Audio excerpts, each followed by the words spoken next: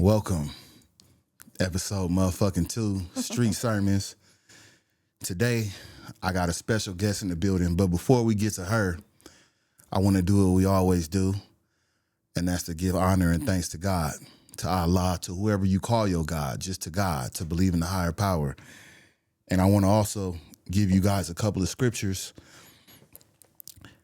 because I know right now it's hard.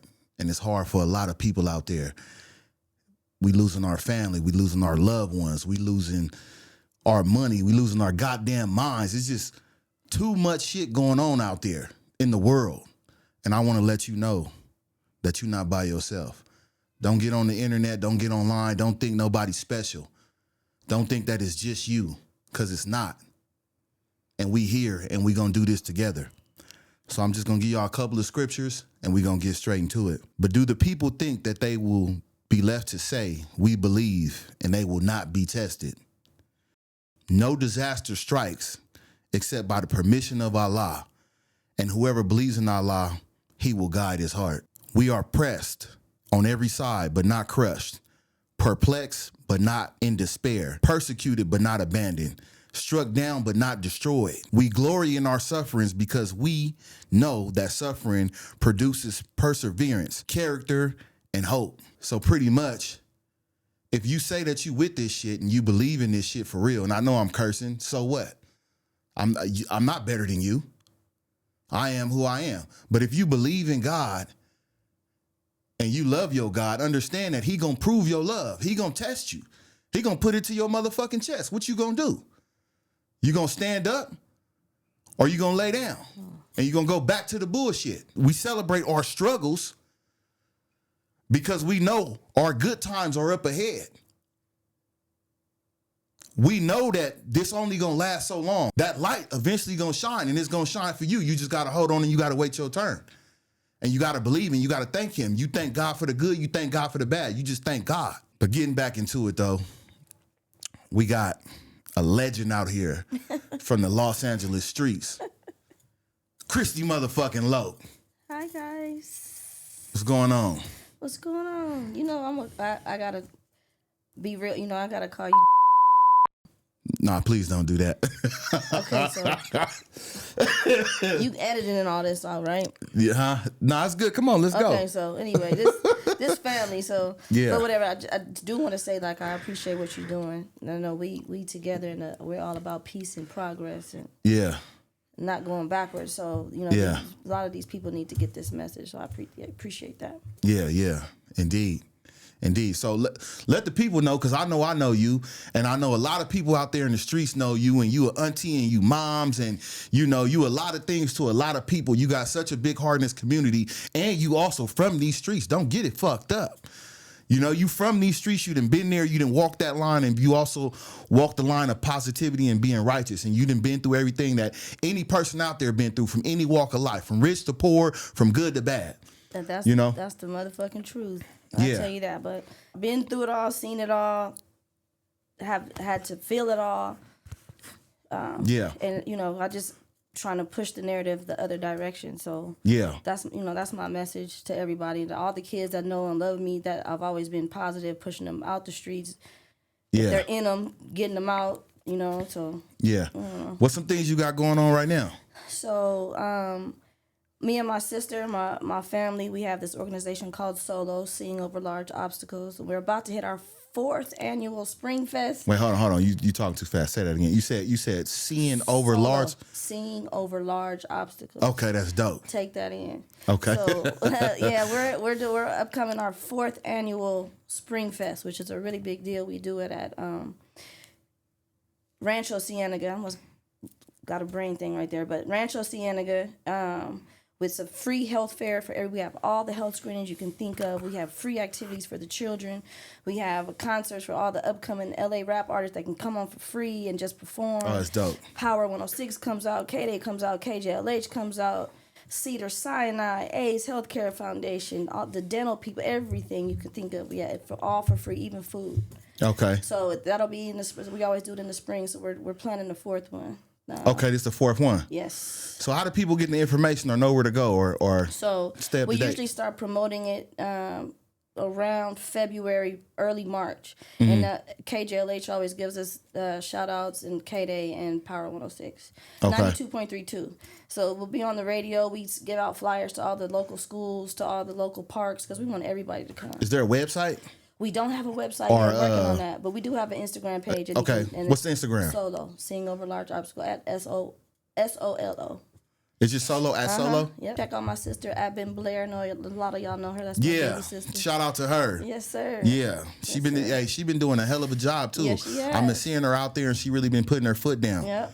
Well, yeah. We just want the community to get positive. We just trying to shake all this stuff, man. Yeah. So do you need money to show up, or do you got to look good or have, No money, no, everything's free. Just come as you are. Just come as you are. Bring your kids, bring your mom, bring everybody. That's what we want. It's just a good day, positive family day at the park. Okay, yeah. And you a movie star too, ain't you? Can't they? Don't you got a Tubi movie or something? A couple of movies. What? I'm on a series on Tubi called The Come Up, Part 1 and Part 2. Part 3 and Part 4. Part 3 is out too. Part 4 coming up. So check us out. Okay. Yeah. All right. Y'all make sure y'all check that out. We're going to get into a lot of stuff, man, that's going on out here right now in these streets. What's the dude name, man? Baby Draco.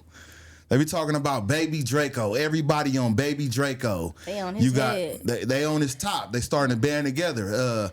I seen 600. He kind of was like taking up for him. Compton Rick Rock. Shout out to Compton Rick Rock. But it's other people who don't feel or they don't understand what he got going on. And to me, what he's doing is what's been happening in the community for a long time is our people are getting exploited for financial gain. Mm-hmm. No matter which way you try to cut it, is we're being exploited for financial gain. Now, I don't have a problem, me personally, with our people standing up saying, hey, homie, don't exploit us like that. Don't take these narratives and push them to the community because it just helps deteriorate the community. Absolutely. The problem with that is they're still out there doing it. It's you can't see, we taking the hood politics, right? And we applying them into the peace politics. You can't lead with disrespect and then come back and try to talk with respect. It don't work that way. Right. We got to learn how to articulate ourselves better. We can't just jump off the deep end in the beginning. We got to sit down and have a conversation with this dude. It don't matter where he's from. Yeah, he's not from where we from, but he's still black. He's still part of our culture. And a lot of people been saying like, oh, there's other people out there who aren't part of culture. I ain't gonna say no names. They talking about No Jumper. Mm-hmm. They talking about Adam 22. Mm-hmm. They talking about all these Caucasian people who are not from our culture, which I'm not, trying to spread, differences between us based off race, but it is what it is, right? When you don't grow up like us, you're not like us, right? So you got other people from other communities who been exploiting us, been having financial gain, but our people don't rise up and we don't attack those platforms. But we get out here and we're quick to attack each other and to correct each other, but we won't correct them. And I just don't feel like that's fair. No, I don't agree with what he's doing, but he's not the only one doing it. He's not the only one doing it. And like, I'm usually a person that you make your money, I mind my business. You know what I mean? Yeah. In this instance, I see where he is, where he's instigating certain things that could have a real negative impact on people, or the progress that the people have made, where there's peace treaties and all that, and he's instigating something that could take that back. Mm-hmm. So I don't agree with that. I'm not with that. And but on the other, there's another side to it where he found a lane to make some money. Yeah. And to get nobody mad at no money. No, you can't be. I wouldn't do it because I don't think that's cool.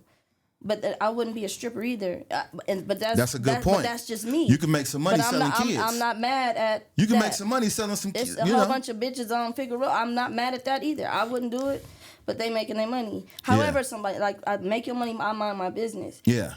I don't agree with when it can cause harm to other people or take us back to some stuff that they've tried to get rid of. So there's a lot of points to it. That makes us a sellout. Yeah. Right?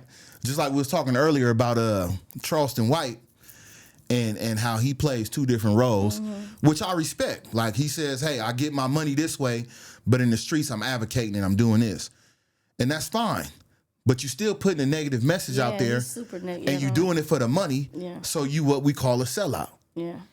Now you can be cool with selling out, or you could not. Some of us ain't selling out. Yeah. Some of us ain't for sale.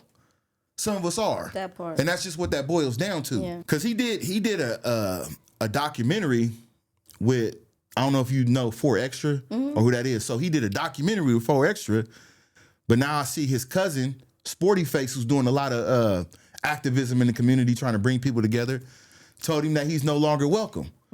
So how does that coincide together? Will, I don't know. I'm gonna let that play out. I try not to get too heavy into the street politics, even though I denounce this shit and I feel like this culture must die, all of it completely. A lot of y'all trying to argue with me about my points, talking about, oh, well, how we started and how it started. Well, if you motherfuckers knew how this shit started and you knew it was to protect the community, I ain't seen none of you niggas protect shit. I ain't seen y'all walk no old ladies across the street. I ain't seen y'all carry no groceries in the house. All I see y'all doing is beating up little kids, shooting and killing each other, robbing each other, stealing from each other, and messing with y'all women. It's just the whole thing is just negative to me. I don't see no good in it at all. If you want to tell me how it started, follow how it started then. Make the shit stand for what it was supposed to stand for. It don't stand for that no more. Yeah. So don't talk to me about that. You got 2 choices out here, homie. You got 2 choices. They got 2 choices, Kristy Loc. You can follow the street code or you can be smart. But you can't do both at an efficient level. And if you don't believe me, how many geniuses you know in the graveyard right now who died an early grave? Or how many people were smart and super intelligent doing life in jail? In prison, a lot, way too many, far too many. Because the street code will always override your intelligence. It will always override your intelligence because they force it upon you. Loyal to you. What you say? Being loyal to some shit that's not loyal to you. I know a lot of y'all done lost y'all brothers, y'all done lost y'all daddy, y'all done lost y'all kids, y'all done lost y'all. You just lose so much, and you've also taken so much, right? And you put so much of your time into some shit that don't matter for real. And you ask yourself, how can I turn my back on this? How can I turn my back on the homies? How can I turn my back on the hood? Because it was never facing you niggas to begin with.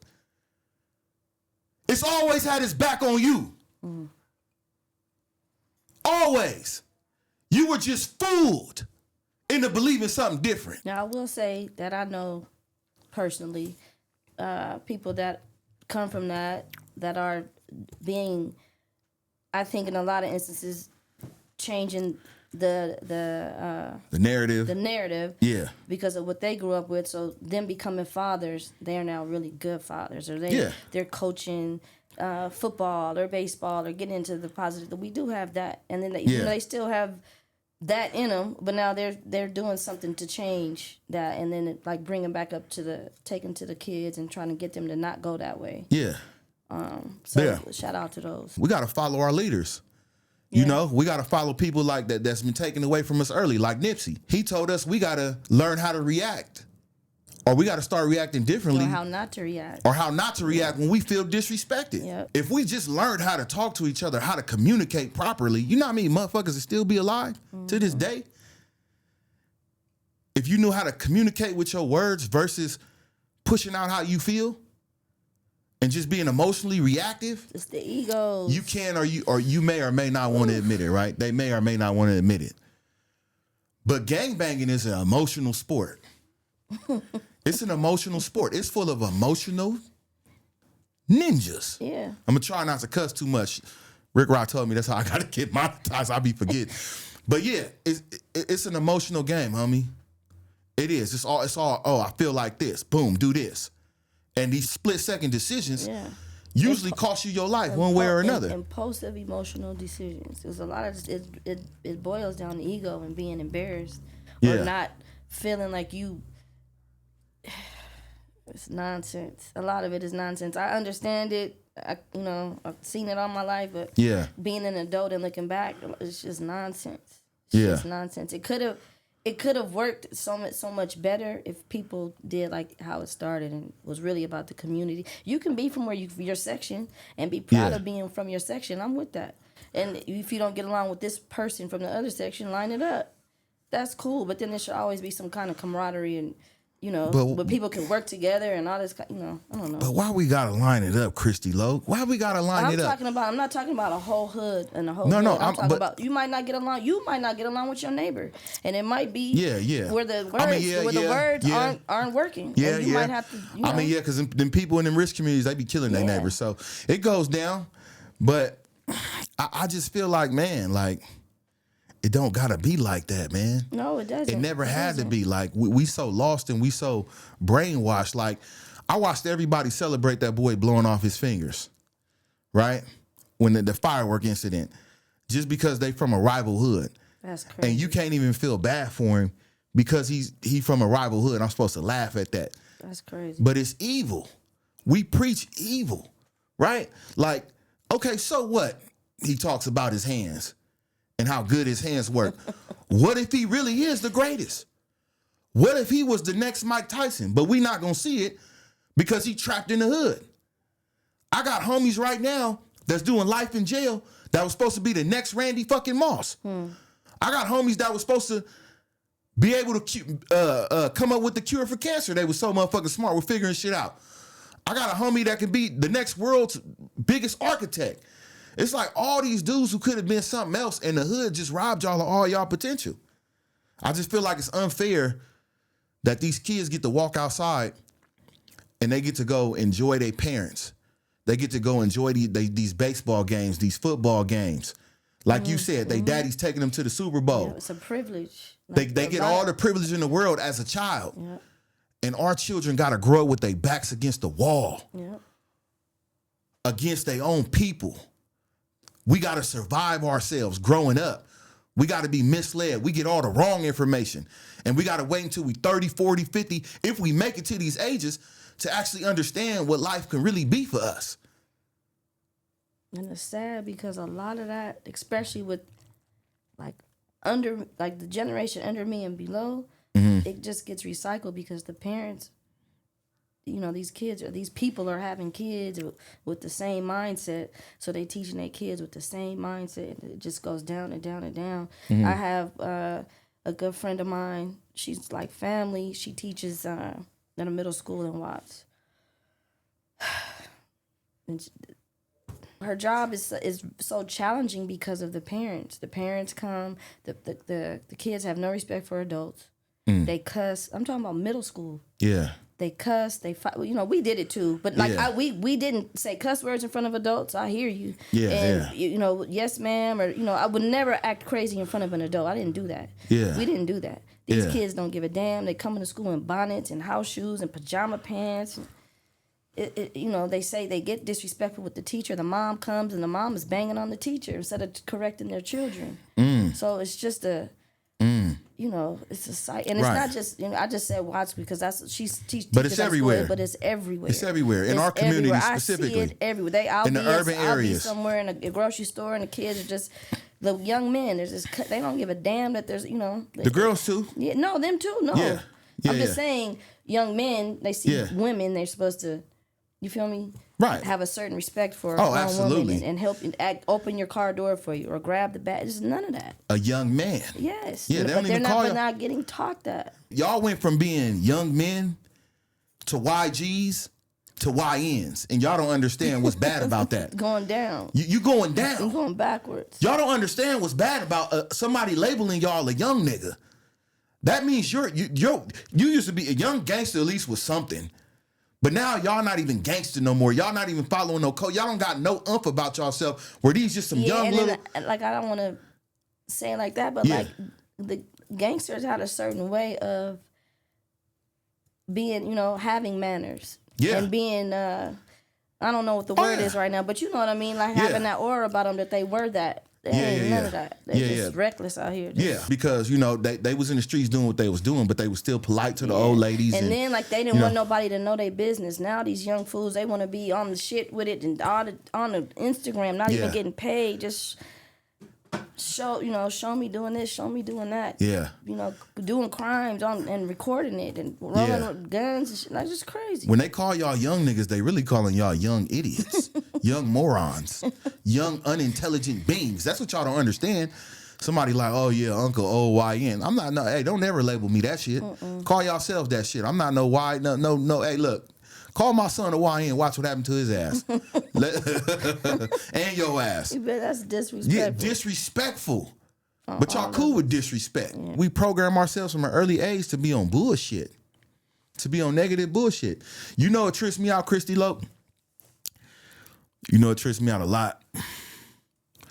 These niggas, oh, excuse me, see, I'm doing it already. These YNs. Because that's what y'all are. Y'all like that disrespectful word. These young YNs, I mean, these YNs out here, y'all like to call yourselves hood trophies. They like to call themselves trophy. You know what a trophy is? I know what a trophy is. Something that you win and doing something great, but a trophy, what you talking about, I don't. Well, these young dudes out here label themselves as hood trophies. That means you done did so much bullshit in the streets in the hood that everybody want to kill you. That you a name now. You a big name out here. You're a factor in your area or from wherever you from. They label you a trophy, right?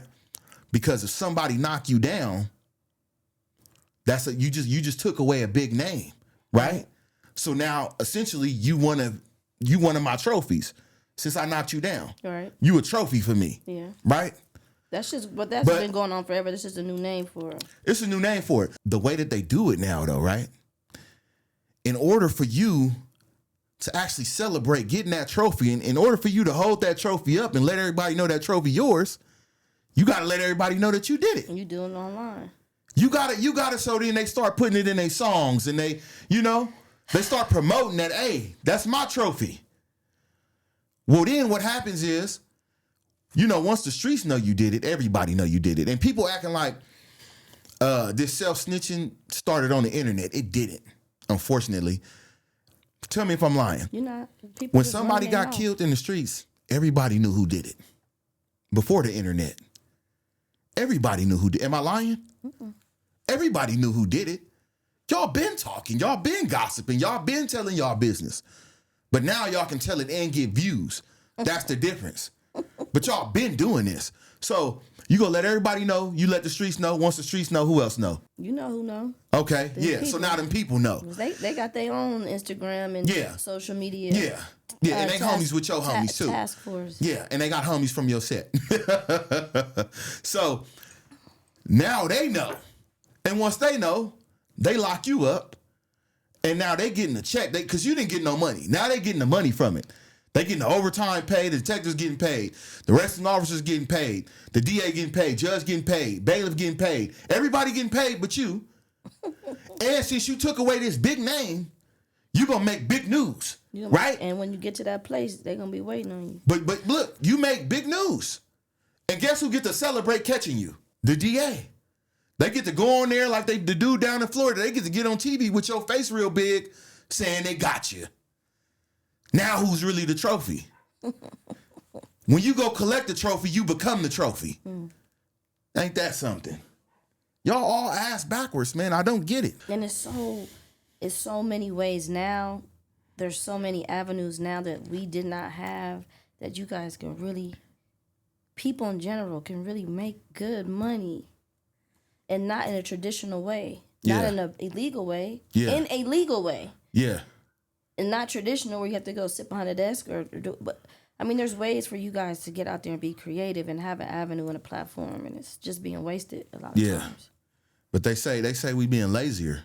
Each generation that comes next, it gets lazier and lazier. They don't want to work. Yeah, they're entitled. But again, I was telling you earlier, like a lot of these parents make they make their kids entitled. They don't have to work. The goal is to be the freshest, or I'm gonna make sure they have the freshest. They walking around with all the $1,000 tennis shoes on, but don't have no good grades. Right. They're having $10,000 champagne parties to send them off to prom. The kid's not even going to college. Ooh. And that's and listen. Ooh. I'm not here to judge nobody. Ooh. You want to do that for your kid? I'm not mad. Hold on.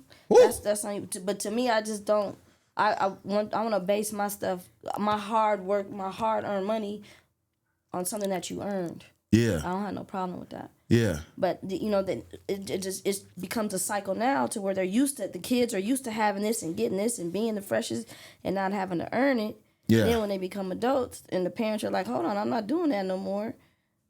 But they still want to be. They can't go from wearing Balenciaga to Cortez every day, and that's just not going to work. But so how you want to now? Now you're chasing it. Yeah. And now you're gonna chase it and get it by any means necessary. It's crazy. Something else that just dawned on me too, right?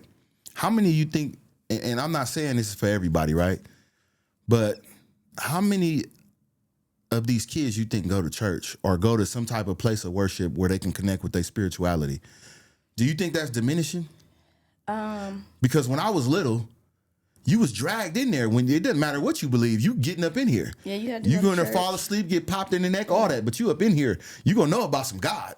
Yeah. Well, I'll tell. Well, mine a little different. I had to go to church when I used to go back to Atlanta to visit my grandparents. My grandmother. That's who always took you. That's who took me. So in the summer times, I go out here. My mom and they really wasn't into that, but we were more spiritual. So it was always, do people how you want to do yourself, the golden rule. They still wanted you to be a good person. Have integrity. Yeah. So that was taught. Yeah. And so that's what I passed on to mine, or try to, or am trying to. Yeah. Yeah. Yeah. But it seemed now like they're taught to worship material more than God or their spirituality. No, absolutely. Not saying even you could be spiritual without even believing in God. You can just believe in energy in the universe and yourself, and just believing that what you put out there is going to come back to you. Because I know it's going to come back to you, but I'm going to let you find that out on your own. Yeah, but I don't think that, well, I don't know. I'm just... You don't see the correlation? I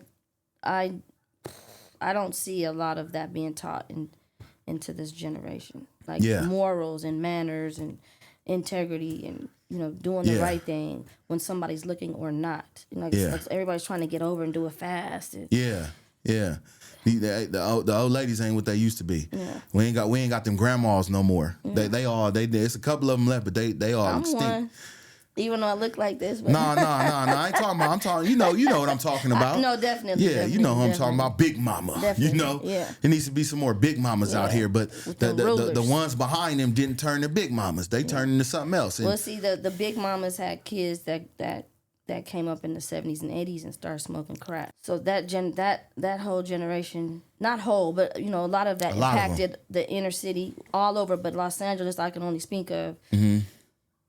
When that hit, it hit. Like we could be playing outside. We were that generation. We were outside playing. Yeah. The lights came on and outside all day and all night. So you knew everybody in the neighborhood. You knew all the parents, the aunties. You knew everybody. Yeah. So one day, Auntie Mary could be cool working, and in 2 weeks she could be full blown smoker. Yeah. Damn. Being disrespected. Damn. And we saw this in real time. It was like if you guys ever watched that show, The Walking Dead. That's how it was. It was crazy, but it was like overnight. So that took away your big mamas. Yeah. For the next go round. Right? And it took away so many mothers from kids back then. They would bag on each other like, that's why your mama's a smoker. And so they laughing it off amongst them, but they gotta go home to that. Yeah. Yeah. Yeah, so that was a real, like, there's so many documentaries on it and all that, but when you lived it in real time, like, it really affected what you're talking about right now. Yeah. See, and now you're giving me another perspective on something, because when you have that gap in a generation, and now you got us coming up, and I don't know if you feel the shift, but I feel the shift in the streets. I feel a lot of us are waking up. A lot of us are moving away. A lot of us are getting the information that we need to kill this culture that exists that's not good for us. Absolutely. Right? And it's like, what if we're just now shaking off what happened back then? That's kind of what's going on. That's kind of, yeah. We shaking off the trauma that happened, that whole cycle that y'all grew up going through. It was crazy. We just now shaking that off. But in the midst of us shaking that off, the ones right below us, because we shaking it off. Y'all right up under us, I don't know what y'all on. But we all been calling it out. And you know how I feel when I say that? I feel like you know how you watch them movies, or even when I was watching Paid in Full, and the dude who ran the cleaners, he was telling Ace, like, I don't want to hear this boopity boop shit. Like, y'all, what's wrong with you young motherfuckers, right? Yeah. And now I'm over here saying it, like, now I'm starting to understand. I'm starting to hear it better. Yeah, it's just life, though. But you're a father, too, and you right. But now I'm saying the same thing. We used to be the young kids talking about your old ass don't know what you're talking about. Yeah. But now I'm like, you young, dumb motherfuckers. Yeah. Yeah. Y'all are stupid. Hey, look, I know you don't think we know what we talking about. But I'm letting you know. I'm not saying all y'all stupid, but y'all are stupid. It's a lot of y'all are stupid. And it's nothing wrong with being stupid. As long as you can learn and get smart. You can get smart from stupid. Because we did a lot of stupid shit. You can get smart from stupid, but you can't get smart from dead. So I'm trying to save you from getting to dead and just keep you at stupid and bring you up from there. Yeah. Yeah. Yeah, but that's dang. And you know what? Before we go that route, because I know some people going to be out there and they're going to start blaming the white man and the government and all that. And I'm not saying he didn't play a role, and he definitely did, especially back when I'm talking about, because Reaganomics affected us deeply as well, because they cut all we used to have free after school programs. Yeah. We cut that shit. So then you was outside. Remember I told you? From 3 p.m. to 6 p.m. till your mama got home with nothing to do. Outside. Oh, it was something to do. Yeah. It just wasn't the right thing. Yeah. And then they pulled, when I was in high school, before I got to high school, they had auto shop, they had home ec, where you learn how to cook and sew. Yeah. The auto body, they learn how to change oil, change your tire, do all this stuff. Me coming to high school, they took all that out too. When you got to high school? Yeah, I didn't have that. Shop class and all that. Yeah. Wood class, wood making. All that. Everything that taught you skills. Now, when I go back to the South, and I'm doing this documentary with my brother about how teachers are impacted across all over the country, some of these schools, they have that, like beautiful home ec departments and the auto shop stuff, and like, it's so nice. But all those things that can be taught to be a skill later, whether you go on to do something else, be a lawyer or be a teacher or whatever, you can have that life skill that you may be able to do something with whenever you needed to. Yeah. Or not have to go to Jiffy Lube and get your oil changed because you know how to do it yourself. Yeah. Yeah. They took all that too. Yeah. Damn. It is y'all fault. It's y'all fault. But we're going to play some of this on the parents too, because they may have started it, but it's like y'all finishing it. Just to give you an example, right? If I set a bear trap in an alley, down a dark alley, and, well, let's say the white man put a bear trap down a dark alley, and you go through that alley and you step on it, right? Mm-hmm. Then you survive, you come out that alley, you have kids. Now your kids are grown, they getting ready to walk through that same alley and they get caught in that bear trap. Is it still the white man's fault? No. Because you knew. You knew, and you should have told them. And you should have told and prepared your children. No, absolutely. For the trap that they had laid out for them. Because hold on 1 second, Kristy Loc. Let me go off real quick. All right. You should have prepared your children for the trap that they had for them. That is, imagine being a football coach, you showing up to the game and you like, hey, they cheating. Every time we come out here, they cheating and they beat us. And they do the same tactic every time. You going to keep complaining and saying like, hey, they cheating. Or you going to adjust the motherfucking playbook. What you going to do?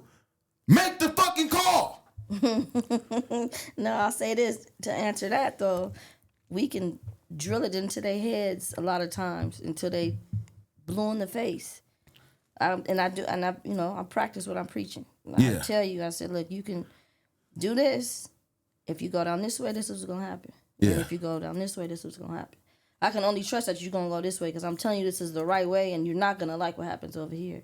Sometimes these stupid motherfuckers want to go down that way anyway. That's true. But we can't really save everybody. No, but you do have to prepare them and let them know unequivocally to go down this way and give them the right shit. But a lot of them ain't even preparing their kids. No, you're right. I'm not saying we're not going to lose some. It's just like turtles, right? You ever own a tortoise? I did. I bought a bunch of tortoise, right? No. I didn't buy a bunch of them. I'm lying to y'all. I bought 2, and then one died. Mm-hmm. Then I bought 2 more, and another one died again. So I went to the pet store. I'm like, hey, why does tortoise keep dying? It's just like, we can't control that. That's nature. Mm. That's just the way it's designed, that some of them going to die. Yeah. And it's just the same thing with our kids. We gonna lose some of them. They lose some of their kids. No, absolutely. But we losing too many. Yeah. And that's my point. It's too many. It's a staggering number. It's more than everybody else in the urban communities, in the low poverty, in the low income communities where it's a lot of poverty. I'm not making this a black thing. I'm just saying where the education system is poor, where people don't have the knowledge, where we live and we relish in our ignorance. Yeah, absolutely. We celebrate this shit. That's where the problem is. No, that's a big problem because they celebrate it. And when and they're proud of it, and you know, it's everybody likes nice things. Mm-hmm. Some kids are able to get it how they get it, and the parents are okay with that. Yeah. Even though that's not the right way. Yeah. But you know, they be in situations where they can't do anything about it either. So it's a sticky. I mean, knowing how to survive is one thing, and doing what you got to do. Yeah. You know, sometimes you got to do what you got to do. You got to feed your family. Yeah. I'm not knocking that, but you ain't got to go out there and kill nobody. No, absolutely. You don't gotta go out there and take what's on your brother plate. Yeah. Why you taking what he need to eat just like you need to eat? Yeah. That ain't the right way. You know, we need to have a limit and a line that we won't cross as a community. You know, and that's what we're building today to establish now. So hopefully when our kids grow up, when these grandkids grow up, they can grow up into a better world. They're not lost. It's not gonna be too late. You know what I mean? Yeah. And speaking on the topic of not being able to save anybody, I want to give y'all the ones that we can't save a little bit of game, right? Just a little bit of game. I know I can't save y'all, but I just want to tell y'all something that might help y'all out. Just a little bit. If you don't have a record, your first felony or your first case should not be a gun case. That got to be some of the dumbest shit for you to go to jail for your first fucking time, when that is your American right to carry a weapon. Go do the fucking paperwork. Go do the paperwork. If you 21, go register your gun, homie. I don't care if you banging. If you 18, go get you a little shotgun. I don't care if you banging. Somebody roll up on you, you knock them down. Guess what? Self-defense. You not going to jail. And now, since y'all want to talk about snitching, you might not even have to say nothing, because 9 times out of 10, they're going to catch it on camera. All y'all on camera. They're going to. Anything you do now, you might act like you're being recorded because you are. Man, you the star of the show. Anywhere. So you being filmed. Everywhere you go. Everywhere you go. You could listen to these retarded niggas and they could tell you, hey, carry this burner with the bodies on it, or do this or do that. Or you could listen to me and you can get away with it. I'm not telling y'all to hurt nobody. And you shouldn't be carrying a weapon to go attack nobody, do harm anyway. Play defense. But if you play defense and somebody come try to do something to you, you got a registered firearm. You have the right to protect your life. Fuck what they talking about in the streets. And that's just for the ones I can't save. Just don't let that be your first case. Don't be that dumb to let your first case be your American right. That's some dumb shit to me, right? You went to jail for something that you have the right to do, which is carry a fucking firearm. Now, if your first shit is carjacking or some crazy shit like that, that's on you. But don't let it be that. Am I tripping? Mm-mm. I mean, it's for the ones we can't save. Yeah. You know? It's going to do it anyway. It's a no-brainer to me. Hey, you know when I knew I wasn't with this shit, Kristy Loc, when I was somewhere and I was listening to somebody talk to somebody else, right? I ain't gonna say where I was at, but it was a large group of men. We were younger though. It's a large group of men. And I heard the dude tell the other dude, he said, man, I gotta go get my kids, homie. And the other dude said, nah, we finna go slide. And the dude was like, what about my kids? He said, we all got kids. That ain't no excuse. He said, we all got kids, nigga, but I'm from the set. Nah, I die for this shit. And he said it with such passion where the other dude was like, all right. And he went with him. Oh, you know what I mean? Oh, wow. They all got life in jail right now. But anyway. Oh, wow. Yeah, I was sitting there thinking to myself like, there's no way. I'm not going to die for this shit. I would never die for this. No, absolutely. I would never die for this shit, homie. I'm going to put my kid, you telling me put my kid second to the hood? Are you is he insane? That's crazy. I'll die for my daughter. I'll die for my property. I'll die for my family. I'll die saving somebody else's life, maybe. I might even die saving a cat from a tree. But I ain't dying for no hood, homie. I can't do it. I can't fucking do it. No, that's crazy. I'm not dying for the hood. The hood not gonna die for me. That's crazy. If you ask the hood, kill yourself for me right now, the hood gonna tell you, fuck you. Because they gonna keep going. They gonna keep going without, they gonna steamroll right over you. One monkey don't stop no show. One monkey don't stop no show. Hey, and I'm gonna tell you this. I'm gonna tell you this, because we're creeping up on time, but I'm gonna tell you this. They like to say, and tell me, have you heard this before? They like to say, ain't nobody bigger than the program. You ever heard that? All the time. All the time. Ain't nobody bigger than the program. And you know what? I agree with y'all when y'all say that. I do. I wholeheartedly do. Nobody's bigger than the program. I'm not bigger than the program. I mean, I'm not bigger than the program. You not bigger than the program. Kristy Loc, you not bigger than the program. None of us are bigger than the program. But where y'all wrong at is that y'all thought it was y'all program. Nigga, this is God's program. It's not your fucking it don't belong to you. Nigga, and God is way bigger than you, the hood, and anything you talking about. And as long as I got him, I'm not scared of none of you niggas. I'm not, because I'm programming, homie. And you not bigger than this.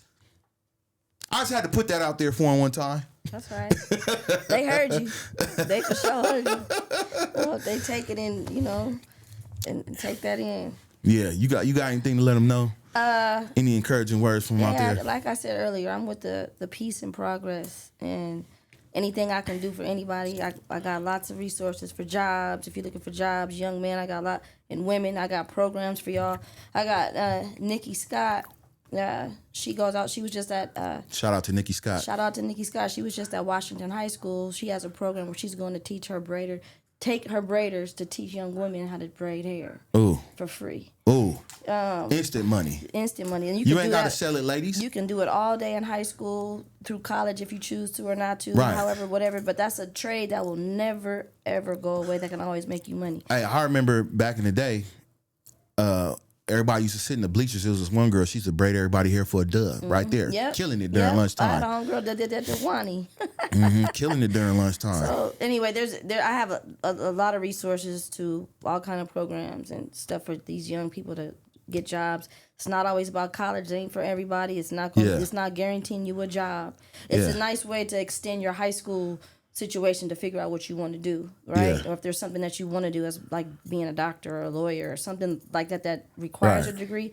But there's so many avenues out here that don't, and you can make a lot of money. And you can still get your money. You can still run up that chili. You can still run up a bag. You can make a lot of money. You don't with a lot need of the these BA. Trades. So I got some programs. If people want to hit me up at Blended Mommy, then do that. Spell it out for them. You know, just for Blended as it is, and then MOMEE. Hit me up, and I love the youth, and I just want everybody to be okay and be able to take care of their families at the end of the day. So man, I appreciate you coming on here, and I love you. Love you and too. All y'all, it takes a village. Yeah. And this woman right here, if y'all don't know, she comes from a great village. She's one of the great people that are a part of that village. So if you in Los Angeles or anywhere where you at, man, reach out to her, tap in with her. Don't be afraid, man. Never. We done all been through everything. And we here for y'all. We love y'all. Yeah. So we'll catch y'all on the next one. Yes, sir.